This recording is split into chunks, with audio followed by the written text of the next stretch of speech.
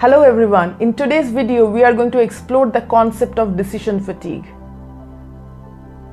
It is a no-brainer that people make hundreds of decisions every day. In fact, it is estimated that the average adult makes more than 35,000 decisions per day.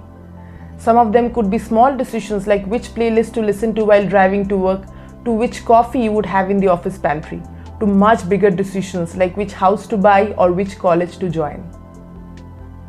All of this sounds like good decisions to spend energy on, just that there's a small catch.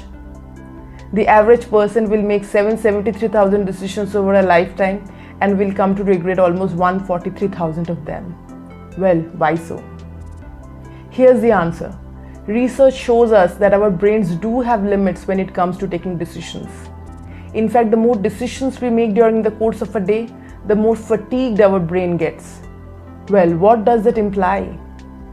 Well, we need to keep our tank full for the more important decisions. There can be various frameworks to achieve that.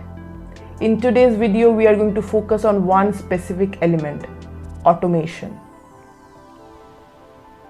Let's think about which decisions of our life we can automate. Say you want to lose weight and are struggling with eating clean, quantified diet. Hiring a chef in such scenarios can help one to eat clean, save tons of money which otherwise would have been spent on ordering in, and to save time. Another example of automation is if you are trying to save and grow money. The easiest way is to set up a standing instruction or an SIP to automatically have X% of your paycheck go to these respective accounts on the first day of every month. Third example in similar lines is to set an alarm for when you need to leave work and head to the gym. In all the above examples, you do away with the hassle of deciding what to do, especially when it comes to things you cannot compromise on. So that's what today's video was about.